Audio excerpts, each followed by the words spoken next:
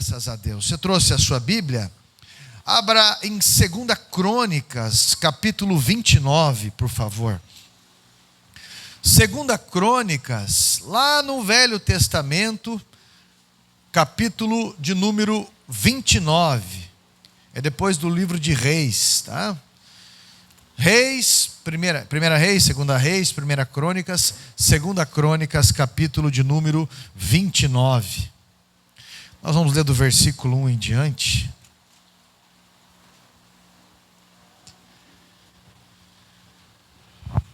Esse é um livro muito legal de ler. Quando eu falo legal, deixando numa linguagem atrativa realmente, porque ele conta histórias.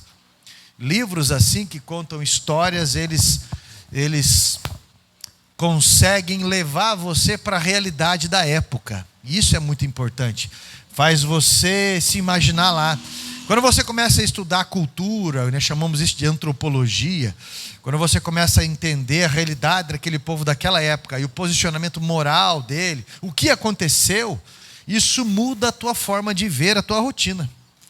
2 Crônicas, capítulo 29, versículo 1 em diante, diz assim: Ezequias tinha 25 anos de idade quando começou a reinar e reinou 29 anos em Jerusalém. A mãe dele se chamava Abia e era filha de Zacarias. Ezequias fez o que era reto aos olhos do Senhor, segundo tudo o que Davi, seu pai, havia feito. No primeiro ano do seu reinado, no primeiro mês, abriu os portões da casa do Senhor e os reparou. Trouxe os sacerdotes e os levitas, reuniu-os na praça leste e lhes disse: Escutem, levitas, santifiquem agora a si mesmos e santifiquem a casa do Senhor, o seu Deus, Deus de seus pais. Tirem do santuário tudo o que é impuro, porque nossos pais foram infiéis e fizeram o que era mal aos olhos do Senhor, nosso Deus, e o abandonaram. Desviaram o seu rosto do tabernáculo do Senhor e lhes viraram as costas. Também fecharam os portões do pórtico, apagaram as lâmpadas, não queimaram incenso, nem ofereceram holocaustos no santuário ao Deus de Israel. Amém? Assente-se, por favor.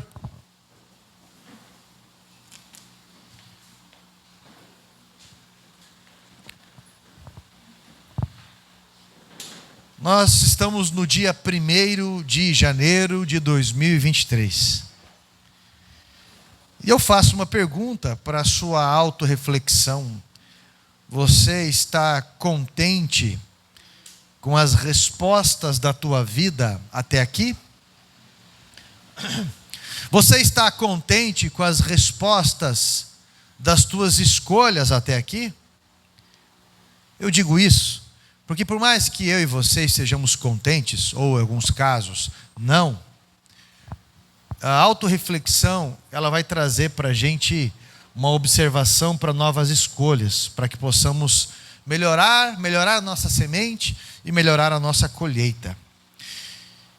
Se você fizer um balanço da sua jornada até aqui, eu tenho certeza que se você pudesse, faria algumas escolhas diferentes.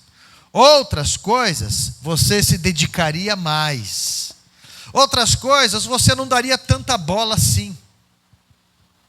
Porque a pior coisa é acreditar em ilusão e depois de um tempo deparar com uma colheita mentirosa, uma colheita de joio. O joio, a colheita dele é uma mentira. E uma atitude falsa, talvez uma atitude baseada em ilusão, é um resultado sem frutos, é um resultado mentiroso, não é? Porque nós não podemos voltar no tempo, mas nós podemos ser melhores hoje, podemos aprender. Por isso que devemos, de tempos em tempos, fazer uma reforma nas nossas vidas. O que é reforma? É uma mudança proposta de um projeto que já havia sido executado. É uma melhora em um projeto que já havia sido executado, mas que hoje, com todas essas mudanças, se há uma cobrança para novos resultados, isso é muito melhor. Então, a reforma, ela precisa ser atual. ela precisa, sim, reparar danos, talvez até de estrutura. Reforma é olhar o todo e propor a partir de ações o melhoramento daquilo que se tem. Então eu escuto muita gente dizendo que nós precisamos voltar ao modelo antigo. Pessoas que dizem que isso é uma reforma, mas eu digo para você, isso propriamente dito, voltar ao modelo antigo, não é uma reforma. Seria uma restauração. Voltar ao modelo antigo é uma restauração, mas não é uma reforma. Já parou para pensar que nós somos muito saudosistas? Eu sou uma pessoa que eu gosto muito de olhar álbuns assim, físicos. Eu não gosto de, se eu tenho só a opção online, tudo bem. Mas, gente, esse tempo, você pode imprimir hoje? Pode, coisa e tal. Mas a dinâmica que se tem hoje é outro nível. Eu não sei se você lembra de alguns hinos antigos, hinos maravilhosos para se meditar. Mas se for para cantar na igreja hoje em dia, você vai ver alguns hinos, aquele de Lutero, por exemplo, Castelo Forte. Quantas vezes que você vai cantar o refrão daquela música? Quantas estrofes que tem aquele hino? Meu Deus do céu! Você vai cantar umas 10 vezes a estrofe. E os refrões que tem ali, meu Deus, vai dar o quê? Uns 8 refrões, se eu não me engano? 8, 9. Você está entendendo o que eu estou falando? Quando eu ia para missa com a minha mãe, às vezes missa do galo, eu lembro que eu tinha uns 4, 5 anos mais ou menos. Isso eu lembro, por quê? Porque me causou memórias. E às vezes algumas missas públicas, acendia vela, eu não entendia. Eu só lembro dessas coisas. Mas eu lembro que eu ia e a gente tinha que ficar de pé. E era 3 horas ali de pé. E eu, de pé, sendo elogiado, viu? Ele fica de pé. Ele não reclama, eu me segurando ali. Mas estava sendo adestrado. E de repente, quando eu não aguentava mais, perto assim, eu falava, mãe, será que eu posso sentar no teu pé? Tá bom, mas fica quieto. Não podia chupar uma bala, não podia se mover. E se você estava sentado, qualquer pessoa que chegasse mais velha que você tinha que oferecer o lugar. Talvez você lembre disso. Mas você não pode criar filhos hoje como você criava antigamente.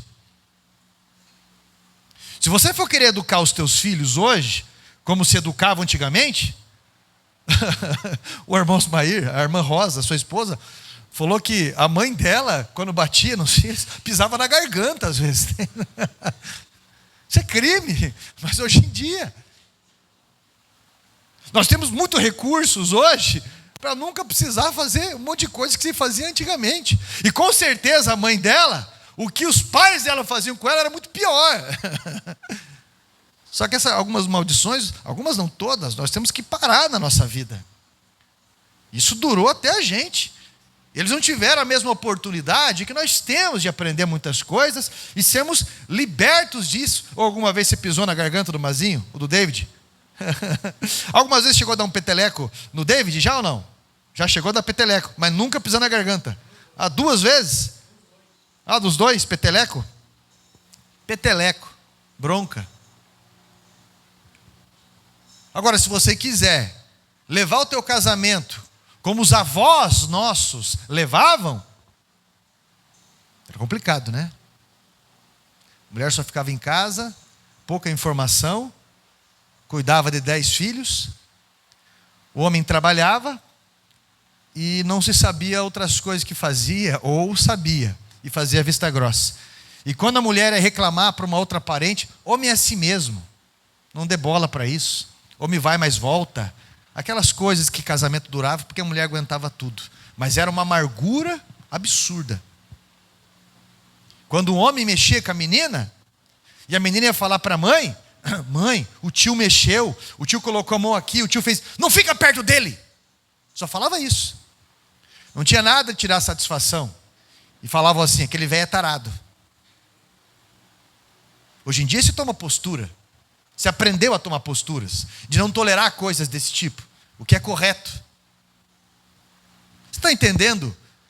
Algumas coisas, nós temos que quebrar realmente as maldições da vida, mas algumas coisas não tem como voltar. Hoje em dia, se você tem a oportunidade de levar o Evangelho na linguagem de uma criança de 3, 5 anos, por que você não vai levar? Por que o meu filho tem que ficar entendendo palavras que nem eu entendo às vezes, num ritmo de culto que eu não entendo às vezes? Porque para mim aquilo não tem noção.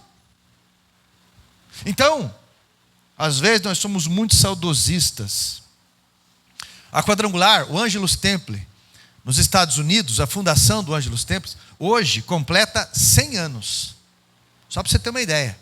Foi construída em 2 anos, para 5.000 pessoas sentadas, tudo quitado. Imagine só, sem dívida nenhuma, sem prestação nenhuma. Para 5.000 pessoas sentadas e tudo mais. Incrível isso. As formas como se fazia culto e tudo mais. Todo culto que a Aimee entrava, ela entrava com um buquê de rosas ali junto. Aquelas vestimentas, a forma como se realizavam os cultos e tudo mais. Foi bom? Foi maravilhoso? É lógico que sim. Senão não chegaria até aqui, até mim, até você, essa visão que Deus deu. Porque se essa visão fosse só dela, estaria morta junto com ela. Mas essa visão foi de Cristo. Por isso chegou até mim, até você.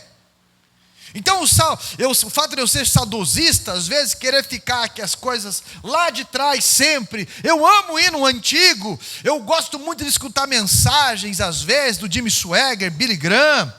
Mensagens do Allen.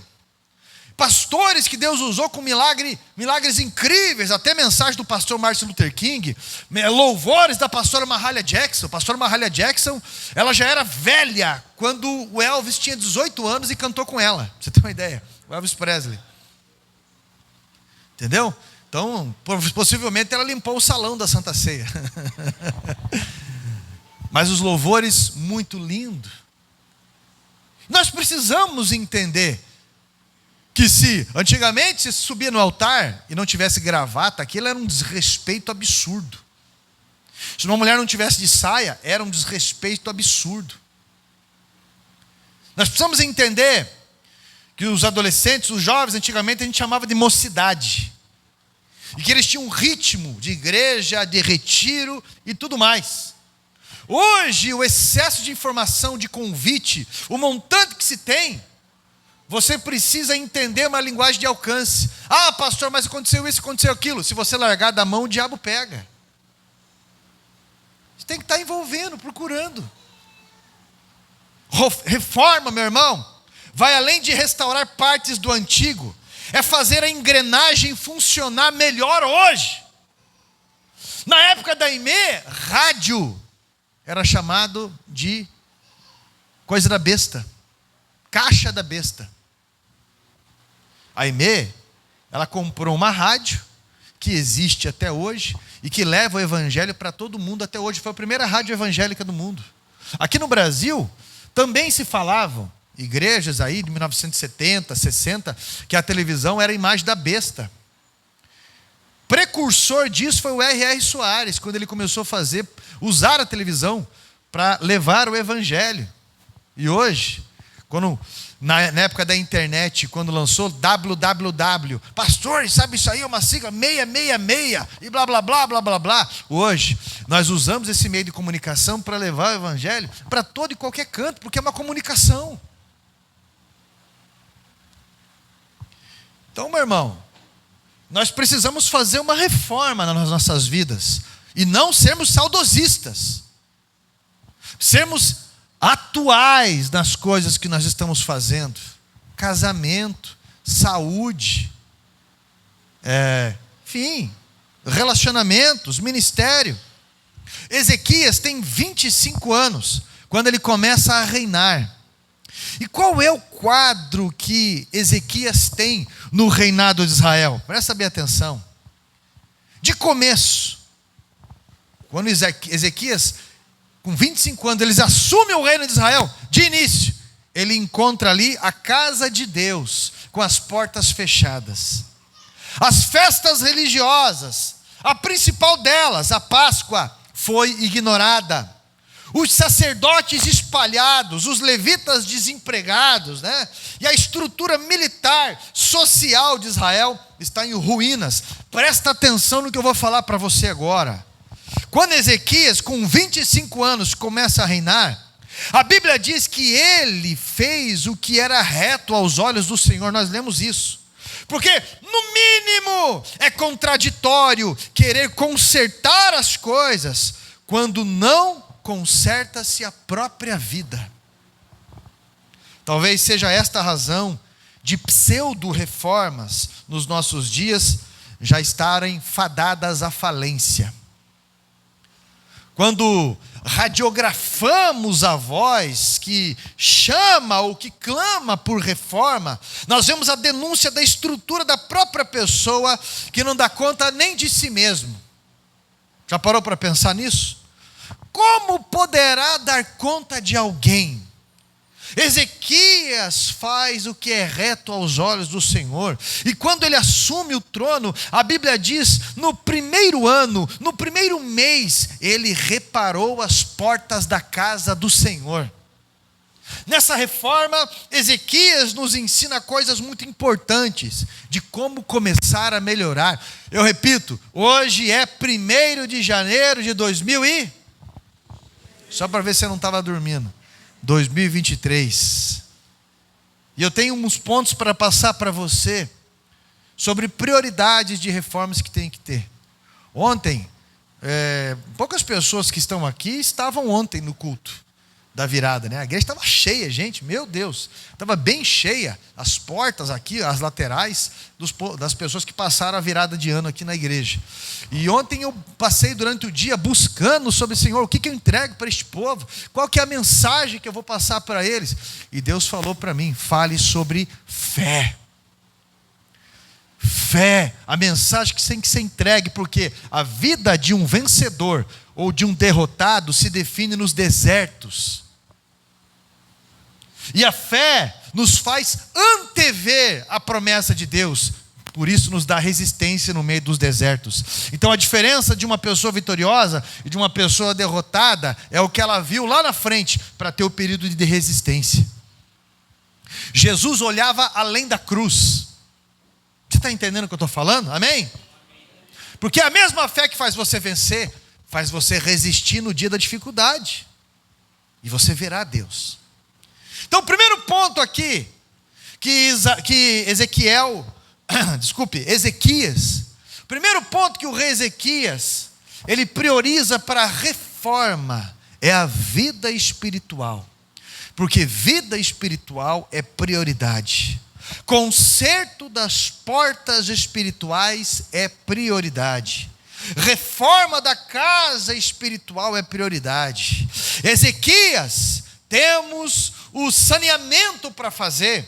Ezequias, temos o reparo do palácio para fazer. Ezequias, nós precisamos comprar cavalos para reforçar as tropas, os militares. Mas no primeiro mês, Ezequias priorizou a vida espiritual. Vamos restaurar a casa do Senhor. E ele trouxe os sacerdotes, ele trouxe os levitas. Não é aliás, sacerdote e os levitas é a mesma coisa no Velho Testamento. Hoje que as pessoas falam que levita é músico, balela. Levita é quem era da tribo de Levi, era quem trabalhava na casa do Senhor. Era uma tribo separada, consagrada para isso. Levita, ou o camarada está levitando, ou ele trabalha exclusivamente na casa do Senhor da tribo de Levi. Mas ele trouxe os sacerdotes. Não é uma reforma que afugenta, é uma reforma, meu irmão, que trabalha Deus no centro. Ele ajuntou os sacerdotes. Presta bem atenção. Segundo ponto. Que doença é essa? Que a voz que se levanta para falar de reforma separa, divide, cria partidarismos. É só a minha denominação, só as minhas vantagens. Ezequias nos ensina sobre ajuntar o povo de Deus. Sabe o que eu tenho birra? Como pastor, eu tenho birra, às vezes, de pessoas que deveriam ser parceiros na fé, mas são pessoas tóxicas nisso. É normal chegar qualquer pessoa e reclamar para você de alguém, na dificuldade que está passando na igreja, ou seja que for. E pessoas que não estão interessadas no bem-estar, no apacentar, são verdadeiros aproveitadores de momentos. Vem para cá. Vem aqui, faz aqui. Reforma nos ensina a juntar, melhorar, agrupar, comunhão. Aonde há comunhão, há força. Aonde há comunhão, há poder. A palavra de Deus nos ensina isso. O Pai, Filho e Espírito Santo. Desçamos, façamos. Depois como corpo de Cristo. Ou o Salmo 53 que fala: quão bom e suave que os irmãos vivem em unidade. E o versículo 3 diz: ali o Senhor ordena a bênção. Por quê? Porque o resultado da unidade, o resultado da união, denota em força. Amém? O que Satanás quer fazer? Isolar. Ele quer convencer você a se isolar. Ele quer convencer. Eu não estou falando de você ter as suas reservas, não é isso. Eu não estou falando de você ter um distanciamento saudável. Não é isso não. Mas Satanás, ele quer isolar. Toda vez que há um predador no campo, um leão, você pode assistir esses documentários, eles ficam observando a ovelha, o antílope, seja o que for, que está mais distante, que está doente, que está mancando. Então eles miram aquela zebra, eles miram aquele animal e eles focam naquele animal. Eles já deixam um outro esperando lá na frente e outro lá na frente. Então eles vão tentar isolar mais ainda para eles poderem pegar. Mas a ideia é pegar sempre o afastado. Porque o mesmo rebanho que nos limita é o mesmo rebanho que nos protege. O que Jesus falou? Jerusalém, Jerusalém, quantas vezes eu quis vos ajuntar como a galinha junta os pintinhos debaixo das asas, mas vocês não quiseram. E o que vai vir agora? Agora vocês verão destruição. Vocês só me verão, Jerusalém, quando vocês aprenderem a viver em comunhão. Quando vocês aprenderem a dizer: bendito é aquele que vem em nome do Senhor, aquela que vem em nome do Senhor. Comunhão, corpo de Cristo. Ezequias nos ensina sobre ajuntar o povo de Deus. Cristianismo não é um exclusivismo. Reforma é reconciliação. Ele foi buscar o povo de Deus. Ele despertou o povo a viver o propósito do seu nascimento, a tirar do meio de si a imundície de comportamento que só levava a resultados destrutíveis. Egoísmo. Por isso que eu tenho uma birra de muitos movimentos coaches aí. Porque são exclusivistas. Você, as pessoas não te valorizam, enquanto Deus for o meu chão. Começo com alguns movimentos. Eu quero trazer o poder para mim, porque daí eu decido, sempre. Meu irmão, dependendo onde você mora, os vizinhos podem perceber se você faz uma faxina grande na tua casa ou não. Pelo cheiro da limpeza da sua casa? Não, não é isso não. Mas pela quantidade de lixo que fica na sua lixeira.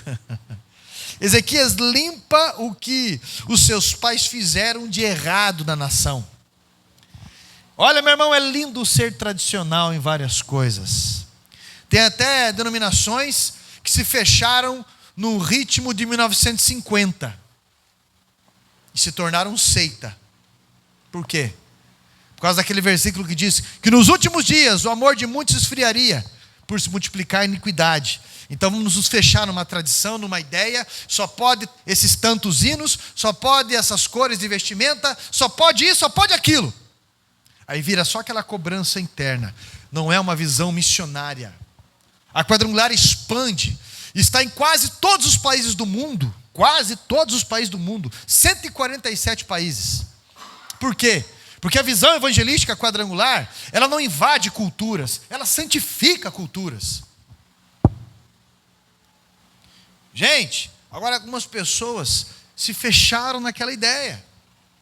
Isso separa pessoas. Começa já separando o homem da mulher. Já começa separando o marido da esposa. Já começa separando a família, ou por acaso você sai dali e não vai pegar ônibus, todo mundo junto. Já começa desqualificando pessoas. Se chega alguém que precisa de atenção, vai ficar na última cadeira. Se você errou e todo mundo viu, você não tem liberdade, você vai ficar na última cadeira. Gente, que isso? se não hipocrisia. Precisamos tirar a ignorância de muitos dos nossos antepassados. Precisamos atualizar esse evangelho porque ele é alcançável. Onde Jesus estava, a multidão o seguia. Por quê? Porque ele era repulsivo? Não! Porque o amor dele, o poder dele unia, ele era atraente. As pessoas não se sentiam julgadas, mas envolvidas, atraídas pelo seu reino. Ezequias reconhece que existem muitas coisas do passado que precisam ser mantidas, mas ele não quer a restauração, ele quer uma reforma. Há coisas do nosso passado que não estão bem diante dos nossos olhos mais. Fecharam as portas do templo. Isso fala de impedimento de acesso. Meu irmão, fala de impedimento, escândalos do passado que fecharam as portas da fé, para alguns talvez. No versículo 7 diz que além de fechar as portas, apagaram as lâmpadas do templo. Lâmpadas, além de iluminar, significa conhecimento. Distrações tomaram o lugar do ensino adequado. Entretenimento ao invés da profundidade do conhecimento. A palavra que ilumina foi apagada por interesses pessoais. Mensagens de autoajuda tomaram o lugar da correção de caráter, que traz resultados de superação. O versículo 6 diz que uma geração anterior, a geração do rei Acaz, arruinou a fé do povo. Nós não podemos mudar o passado. O terceiro ponto que me chama a atenção: também não adianta ficar culpando os nossos pais. Precisamos parar maldições. Precisamos aguentar firme no nosso casamento. Precisamos administrar firme as nossas contas, porque todo mundo tem um avô, um bisavô, que era para você ser rico, se não fosse por esse avô, se não fosse por esse bisavô. Pare de viver de bico e tenha algo que lhe dê futuro financeiro, por exemplo. Tenha um plano econômico, por exemplo, você está ficando velho.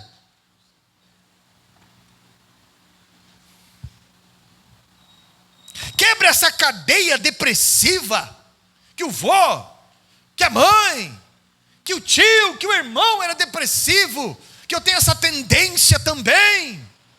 Se você já identificou, não aceite esse mal, porque tem gente, presta atenção no que eu vou falar, tem gente que cultua a doença. Tem gente que levanta o altar para a doença. Mas o que foi? Porque eu sou depressivo e você sabe que hoje eu não estou bem. Cultua a doença. Você sabe que eu sou nervosa e quando eu estouro eu falo tudo mesmo. Não, você empresta a boca para Satanás. Isso não é temperamento, isso não é personalidade, isso é emocional, e você precisa entregar isso para Jesus. E olha para mim quando eu estou falando.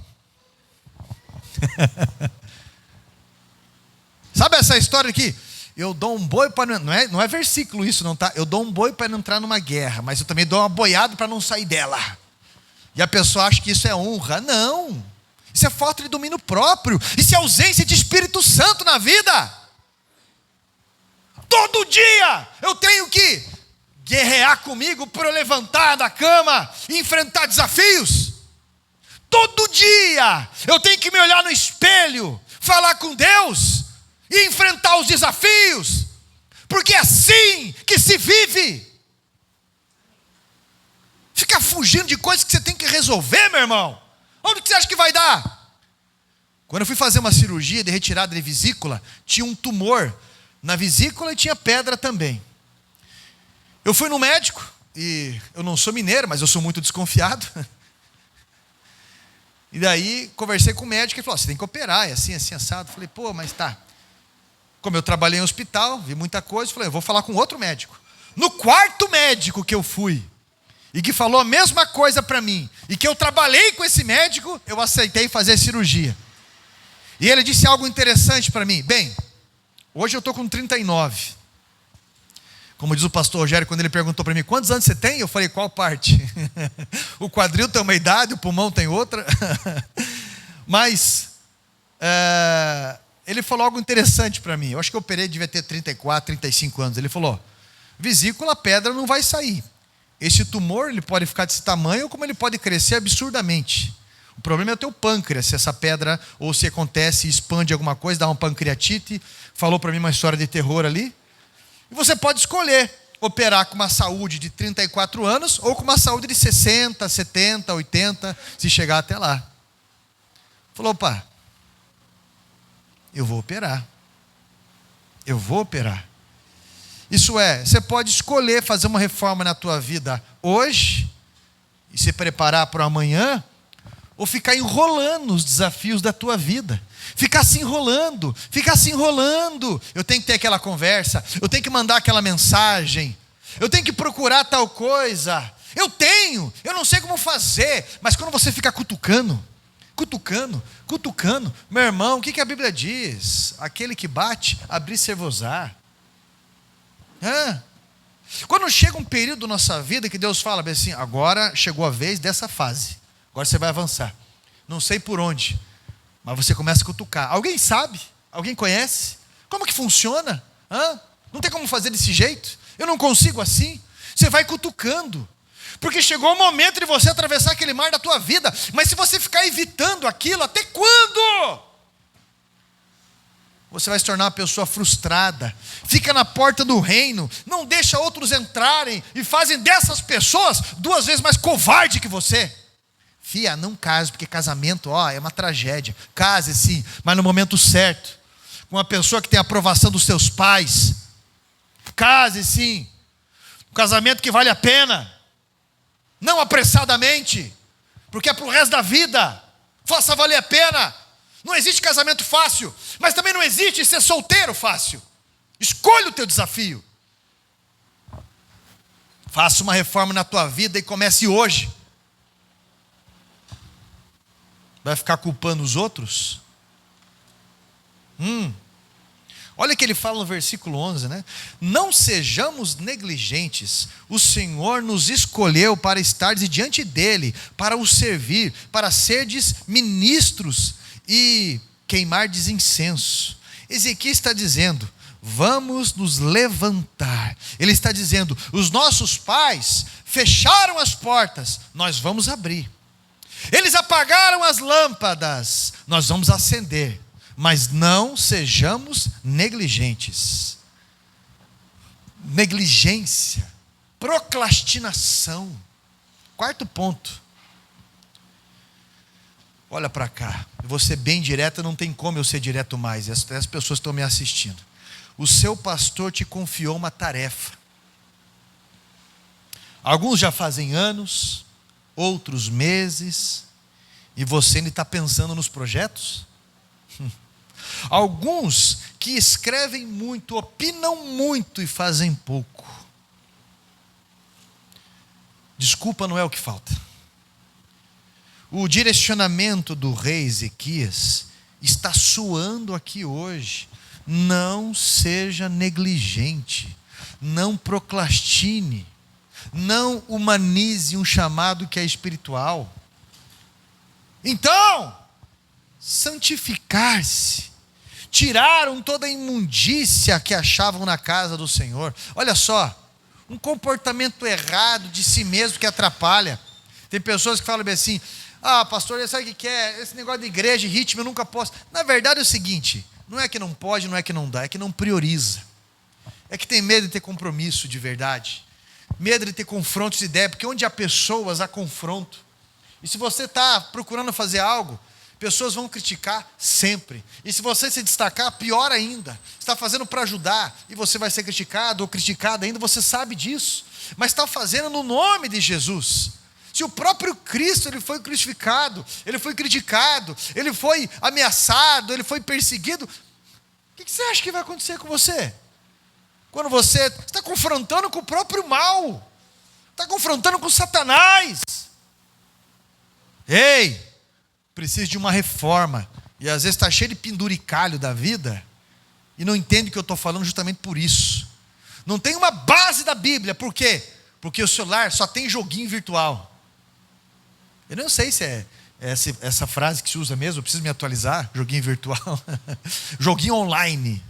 É isso, né? Jogos online. Só fica naquilo. Eu não tenho um jogo online no meu celular. Compensação, relacionamento, rede, WhatsApp, seja o que for ali, as pessoas, eu nunca me escondo de ninguém. É o dia inteiro, porque eu valorizo pessoas e a forma como ajudar pessoas. E enquanto você que Deus chamou não quer se capacitar, o mal está se capacitando. Eu lembro que tinha um jogo há uns 15 anos atrás, o nome do jogo era Diablo. E esse jogo, a pessoa tinha que assinar um pacto na tela, no jogo lá, né? Tinha que escrever o nome com o diabo. E o jogo era roubar a alma de pessoas. E algumas pessoas, pastor, isso é marketing, não tem nada a ver, vai espiritualizar tudo, vai ser crente chato. Interessante isso, né? Mas se eu falo algo bíblico, nada a ver. Sabe o que é isso aí? Falta de base bíblica, falta de entender, falta de lógica, porque está muito apegado numa série de coisas, intoxicado. Não é pecado trabalhar, não. Não é pecado passear com a família, não. Não é pecado você quer um jogo virtual. Não é pecado, não. Mas algumas pessoas conseguem fazer das coisas que são boas, pecado. Porque usam desculpas boas. Usam desculpas boas para não responder o chamado de Deus na vida. É que agora eu tenho que cuidar disso, sabe? Mas você pode cuidar disso. Respondendo o chamado de Deus. Deus nunca vai deixar você na mão. Deus nunca vai abandonar você. Deus nunca vai deixar de envolver. Só que essas respostas são verdadeiras respostas de uma pessoa covarde. E que a Bíblia, em algumas traduções, diz tímidos na fé. Mas que na verdade são covardes. Não negligencie. Não negligencie.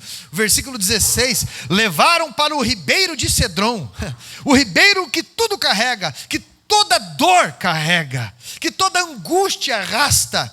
No Antigo Testamento, algumas aparições ali, algumas palavras vão aparecer ali, ribeiro. Olha só que interessante. Tudo aquilo que não prestava, que o rei Acaz havia entulhado dentro do templo, aquilo que não prestava mesmo, que era uma verdadeira profanação, eles tiraram tudo aquilo e jogaram nesse rio, o rio de Cedron, que levou tudo isso daí. Então uma das mais importantes foi quando Davi foi traído por Absalão. Ele sofreu uma conspiração, e Aitofel e Davi atravessam o ribeiro de Cedron, pensando, é o fim. Ele entra por um caminho caminho da tristeza, vamos dizer assim. Mas adiante, ele é recebido, quando ele atravessa ali, por Barzilai. E ele volta por ali restaurado. No Novo Testamento, há apenas uma citação. Quando Jesus participou da ceia com os seus discípulos e estava perto de ser entregue àqueles que o traíram. Jesus atravessou o ribeiro de Cedron, possivelmente repetindo o mesmo quadro de Davi. Traído, humilhado, envergonhado, e comentários ao seu redor que achavam que era o fim. Jesus, com as angústias da morte, abandono, traído, e alguns pensamentos de alguns que, talvez até frase, dizendo que era o fim, era o limite. Mas Satanás e os seus demônios fizeram de tudo para que não chegasse a esse momento, porque sabiam que não seria o fim de Jesus. Mas Jesus atravessou o ribeiro para um novo começo.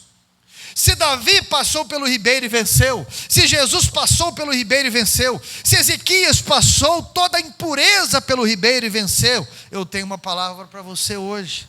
O ribeiro de Deus está passando aqui. O vício vai, a mágoa vai, o medo vai, o pecado vai, a angústia vai, porque tem vida após o ribeiro, mas é uma decisão, é um limite, é um ato de coragem.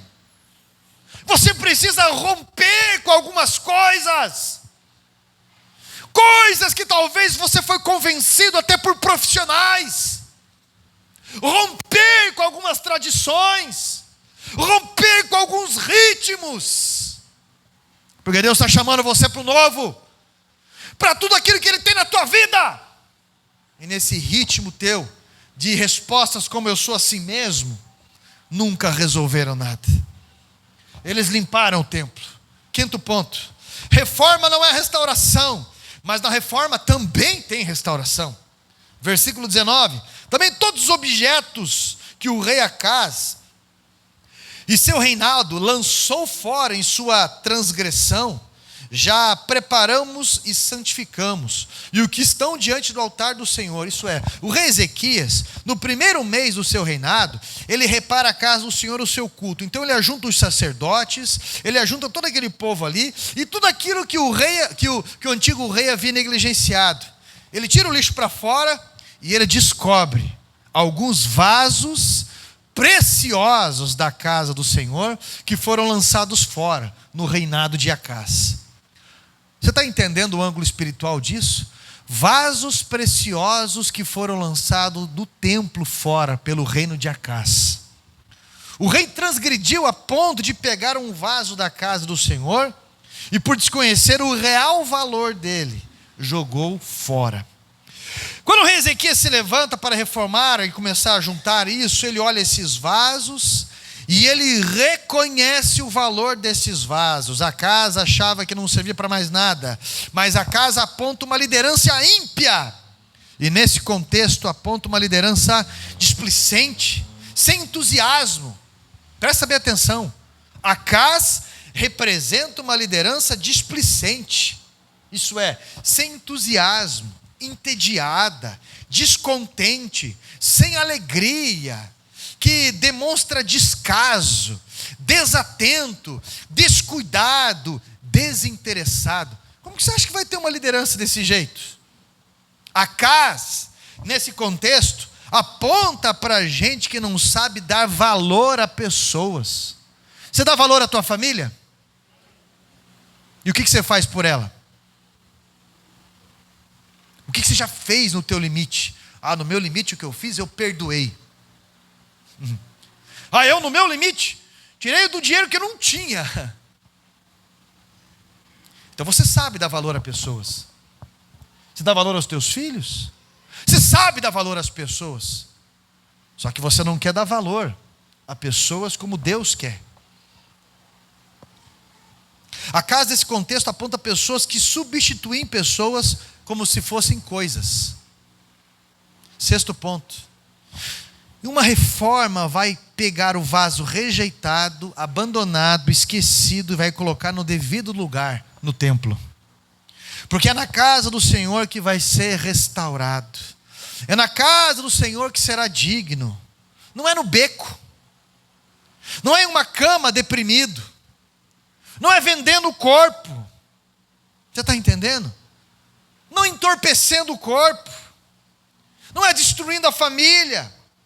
Deus está levantando uma geração de Ezequias que vai reconhecer o valor dos vasos.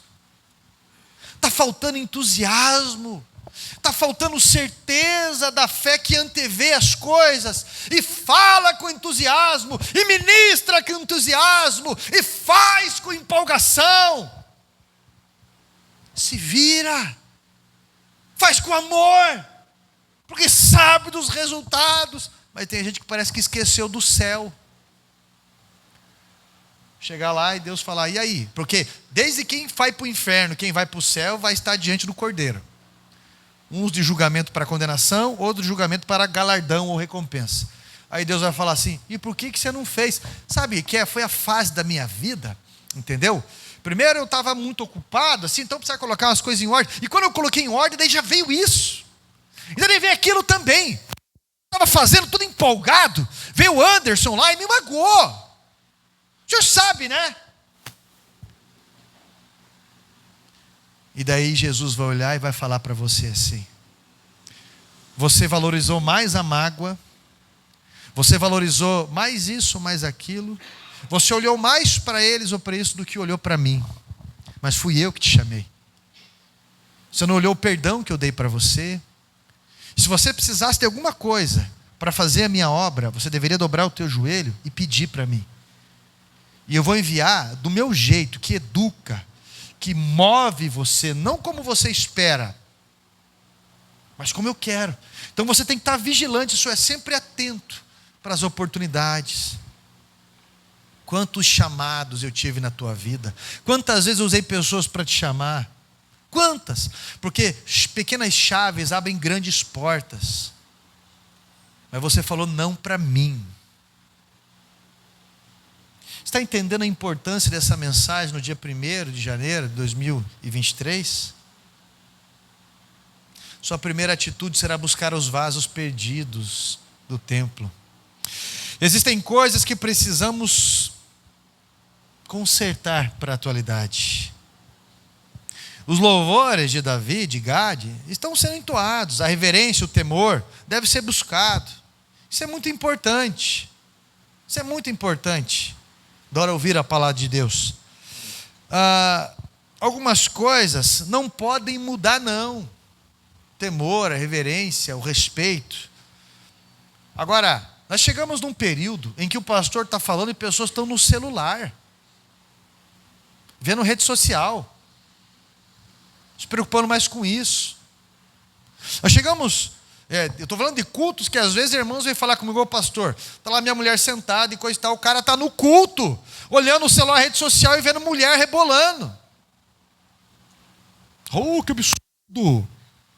Eu, quando era criancinha, 3 horas de culto, eu não levantei, culto de missa, eu não levantava para tomar água. Minha mãe falava para mim, antes do culto, antes da missa, tome água e vá no banheiro. Depois eu não quero saber de você levantando. Ah, mas eu tenho um problema, traz uma garrafinha de água.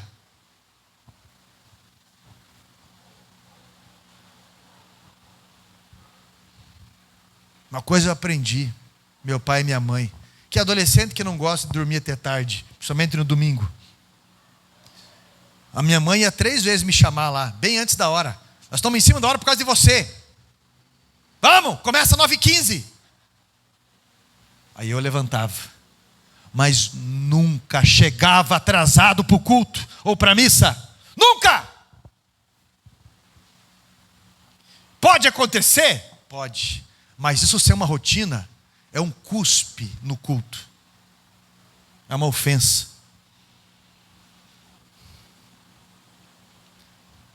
Oferecer um culto a Deus é trazer uma oferta. E há pessoas que só querem tirar, mas nunca querem semear. Por isso vão colher o quê? Uma mentira. Ainda vivem emprestando dinheiro de todo mundo em igreja e nunca pagando. Tem um monte de gente assim. Um monte de gente não, desculpe. Algumas pessoas assim. É uma vergonha. E não mal eduque pessoas. Pelo amor de Deus. Quando chega no templo, não tem uma oração, não dobra o joelho. O Senhor ministra sobre mim, mas fica dando nota, apenas dando nota para o culto e para uma série de coisas. Olha para cá. Não humanize uma mensagem que é espiritual. Deus quer uma reforma na tua vida, porque essa mensagem veio primeiro para mim. Ezequias, ele deu ordens. A reverência, versículo 28, a reverência era conjunta. Nós estamos muito tolerantes com a irreverência. Muito intolerantes. Nós estamos muito compreensivos com a irreverência. Com medo de ser taxado fanáticos, intolerantes. Esforços absurdos para que as mensagens agradem os ouvidos apenas. Mas ali no versículo 28, foi quando o fogo queimava, até o holocausto terminar. Escrito no versículo 29.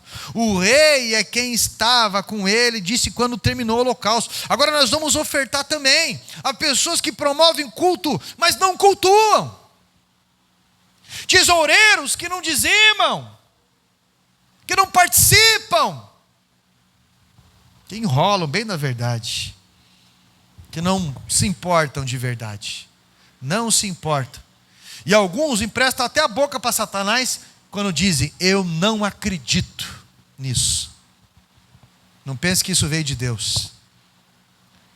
Pastores que não se sacrificam pelo cuidado do rebanho, mas querem só sugar o rebanho. Estou falando assim em todo canto. E pessoas que nunca se sacrificam pela obra de Deus. Mas é uma choradeira na orelha de líderes e pastores toda a vida, há anos, pedindo para ser adotados, adotadas, mas nunca se resolve para ajudar ninguém. Sempre são vítimas de todo mundo. Aí abre o próprio mundinho.